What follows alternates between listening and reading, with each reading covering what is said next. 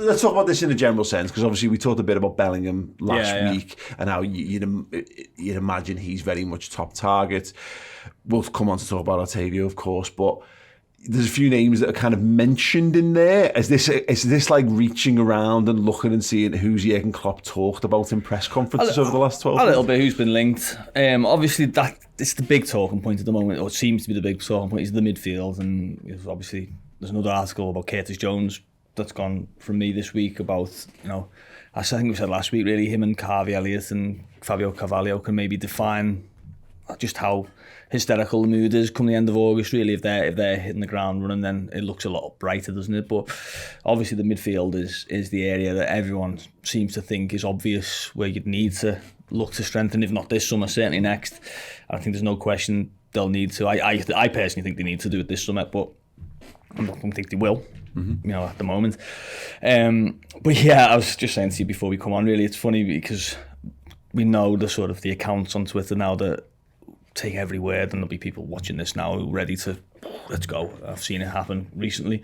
And everything's news, everything's massive breaking news. Particularly Barella. when there's no news. Yeah, but it's clock rates Barella, look, you only have to be at the press conference before the Inter Milan game in the Champions League in February, March, to know the clock rates Barella. He talked about him. He was suspended for both of those games, and he talked about sort of his relief, really, that he was suspended, what a player he is, and talked about his qualities, and several others of Inter Milan as well. So that's it's no sort of groundbreaking, massive thing that you say.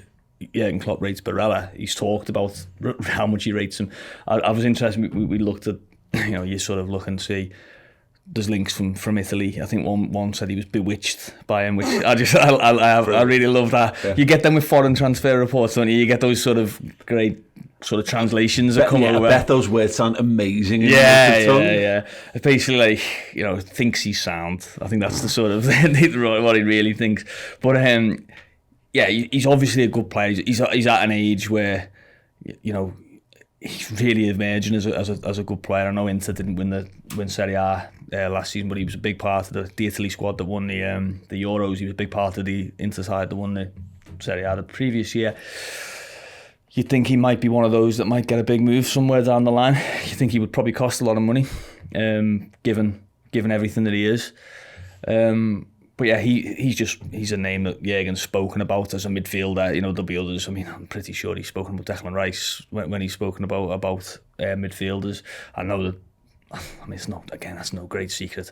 Liverpool's recruitment team think Declan Rice is a good player. Of course they do. No, of course they do. They think Jude Bellingham was a good player. Hey, sorry to interrupt the show, but we've got a sponsor this week, and it is the Last Fan Standing show over on the Bet Victor YouTube channel. I am on that show pretty much every week. It is a brilliant, brilliant laugh. And this week, we were talking about the power shift between Tottenham and Arsenal. And basically, it was an opportunity for me to laugh at Arsenal and Tottenham. Here's a clip. Arsenal go, yeah, but when was the last time we won an FA Cup? Wigan won an FA Cup once. Doesn't mean anything. Flav, I've got no idea how many times we finished above Manchester United or not or whatever. It's weird that you know that. It's really weird. It doesn't. Do you know why I know this? To me either. What are you talking about? Do you know why it makes sense? It's because Arsenal made up a name of the day that they finish above us. It's called St Tottenham's Day or something. Yeah, but that's just taking the mick, innit? Like, because at the end of it, 21 years, and ultimately you say about winning trophies and everything. It is about when we was getting above in those 21 years, we was winning things as well. And I mean, not just FA Cups, titles, and at the end of it, Tottenham were in relegation battles. And I do think the power shift, or whatever you want to say, is Tottenham have done really, really well. But I have to admit that Arsenal's levels have dropped. Arsenal have dropped instead of like maintaining the level. So that is our problem, and Arsenal have got to get back to that. And once they do, listen, I think there's going to be, like the two big North London clubs will get into the top four next season.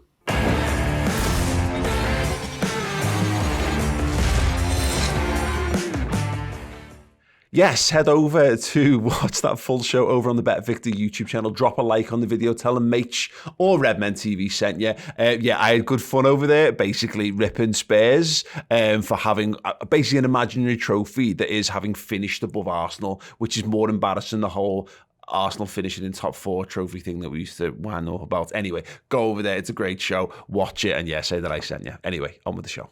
Sangare's one that's been linked. I've not heard anything of Liverpool's interest in that, but he's been linked with Liverpool. I know that, and he's a player at a sort of club that you would think would move on to somewhere soon enough. I think he's 23, 24 maybe. And then there's another one, Luka Sukic, who he's one. I think he's an interesting one. I think he's got top level potential. You know, it looks like, I just remember seeing him play for Salzburg's youth team in the youth league against Liverpool up at St Helens. I think they had him and I'll try and pronounce him, but Szoboszlai. Great. And Adeyemi, who has gone on obviously to Dortmund this summer. And so you think that was not a bad sort of youth team at all.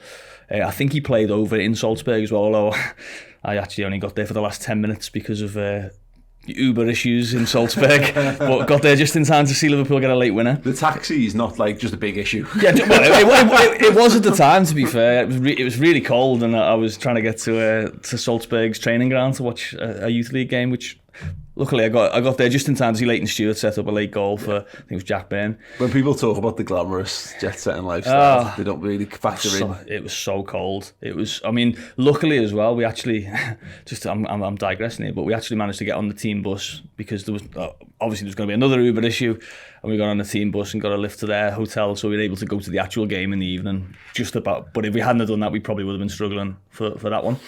But Sukic is obviously probably the next one off the rank really for Salzburg, you know, that they're going to look to sell on. We've seen Adeyemi go this season, we've seen Szoboszlai, we've seen others move on, Minamino, Haaland, obviously. I bet your Sean Connery impression's great as well.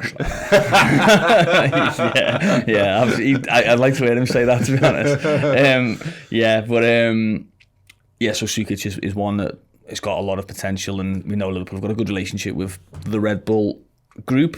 So I wouldn't be at all surprised to see links with him over the next 12 months. Just on that, it was only just occurred to me while you were talking about it. Obviously, Liverpool are going to be taking on the two crown jewels of the Red Bull in the next few weeks. You know, we've seen this happen a bit lately, where Liverpool don't, and you said this last week, Liverpool don't just see a player play against them and go on, we'll have a This is not. It's not the 90s anymore. It's not Graham Souness in charge of football teams who saw less than that and signed a player. But there's a potential opportunity to run the rule over a couple who might be. And also just to be in the company of the executives and the directors and the agents and the parents and whoever else you need to sort of, you know, deal with. And it's absolutely. I don't think it's. There's a couple of sort of reasons Liverpool are going to Salzburg every year for pre-season. I mean, one, it's location and language, I think, for Jürgen, and sort of quietness, I would suggest as well. I mean, Evian's been another one that they've liked to do. But yeah, there's no sort of.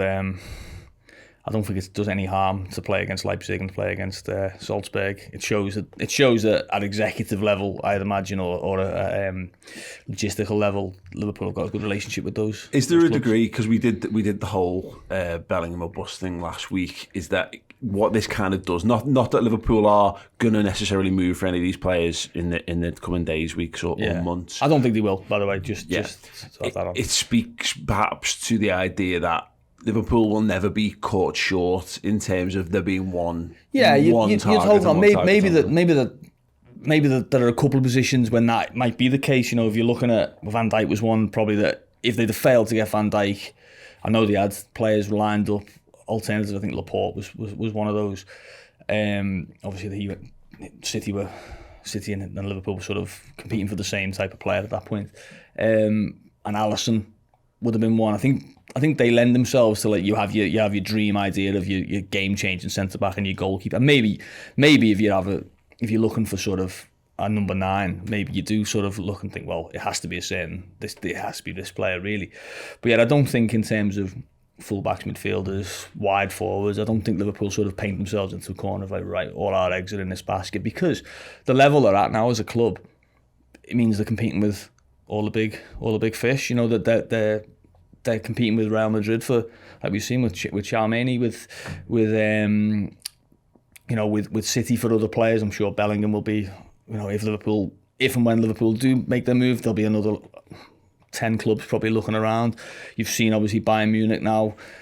I would suggest Bayern Munich think with some justification that they're now in a market where they can probably look and get big name players, which maybe they haven't done outside of Germany in the past that often or for many years.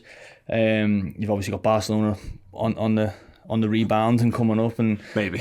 Well, yeah, but they'll find a way. I'm almost certain of that. There'll be some sort of thing. I mean, you look at now. I know you look at Tottenham and Arsenal and the sort of ambition that they're showing. Whether you think the players are great or not, but they are showing an awful lot of sort of willingness to spend big to get back into the place they need to be. Tottenham in particular are already there really in terms of the Champions League. You've got United who are going to obviously have another push. So there's an awful lot of competition. Liverpool have done really well, I would say, in signing players that those other clubs might turn their nose up at. Yeah. Early, they wouldn't turn their nose up at them now, but they would. I don't think you'd ever see sort of Real Madrid saying, Diogo Jota, lovely, yeah, we'll have a go at him, or even United or Chelsea. They've sort of gone up a more established route, whereas Liverpool have had a lot of success finding the next one, if you like. But I think as you get higher and higher, one, that becomes harder to do because people start to copy you, and two, it becomes harder to do because your standards are so much higher that they have to be a slam dunk, as Jürgen would call it. Well, it was interesting. We had a go at doing an interview with Cy Brundish on the strength and conditioning stuff, which we had to pull short because of audio issues, which is getting re-recorded Friday for anyone interested, by the way. But he made reference to this idea of there's still, the top clubs, like, and this is just a strength and conditioning thing.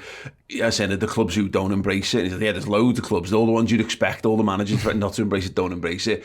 And I was like, any chance it's the top two teams in the Premier League who do embrace it by any chance? Yeah, absolutely. And that's the thing, is that Man City are going to be taking similar approaches to things that Liverpool do. It's only the Man Uniteds really who are still like, well, we like someone because he's got the most Instagram followers and this and this. Yeah. I mean, you're right. Yeah, I mean, you have to say, I mean, Liverpool's recruitment gets an awful lot of praise, rightly so. But I actually think if you look at Man City's recruitment, it's brilliant. Yeah. Grealish is probably an outlier in the sense of they spent a lot of money, and you can argue on the return. But you look at, I mean, they've bought a lot of players that weren't stars, but they've turned them into real stars. Bernardo Silva was a very good player that they've turned into a Rodri, Laporte, Ruben Dias, Cancelo, Ederson.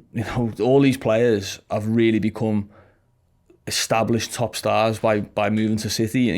And whatever you think of I know you say it's easy to do when you've got the resources to have, and that's absolutely true. But you've still got to identify the right types of players. You can still get it wrong, and City did many a times previously to the sort of the current regime. Just they can afford to get it wrong, and that's the only difference. They can, but they don't often. I don't think of too many that you look at and you go, oh, City got lumbered with him, haven't they? Really, I mean, there are a few down the years previously with Negredo and those kind of people, Jovetic and Navas and Joe. That's a blast in the past, that. But they don't often get it too wrong, and that's the sort of level you're operating at now, at the top of the game, really, where Chelsea do it more than other clubs, and it costs them really. It doesn't cost them cups, but it's cost them the chance to challenge for the Premier League. Things like Lukaku and Pulisic and other players. Ziyech, I think, is now looking at maybe going on loan and things like that. They've obviously messed up contract situations with a few players that have left this summer. They're inside the fence, it seems.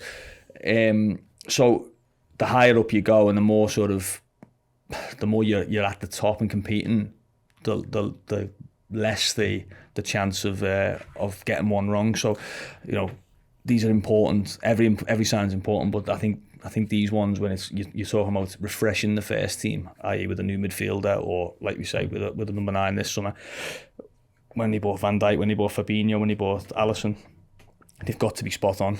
There you go. That was a wonderful clip from this week's Journo Insight show. We do that every single week over on Redmen Plus with Neil Jones. This week, in addition to talking about the midfield links, we're also talking about what Minamino's move means for Liverpool. We're also going to be talking about why those Otavio rumours were so widely and quickly and brutally quashed by Neil, as well as a whole host of other amazing things. Get closer to what's happening behind the scenes at Liverpool Football Club with Journo Insight with me and with Neil Jones, streaming exclusively right now over on Redmen Plus, our Liverpool streaming service. Extra content in video and in podcast form as well. Don't forget to subscribe to the YouTube channel if you enjoyed that video. And if you want more from us or you want to support the free stuff that we do here, then please do check out redmenplus.com, our Liverpool streaming service. It's like Netflix for Reds, where we get to chat to Liverpool legends, past and present. We've got great interviews there with Virgil van Dijk, with Jamie Carragher, with Phil Thompson, and loads more as well. Get closer to the fabric of Liverpool, the football club, and the city on Red Men Plus.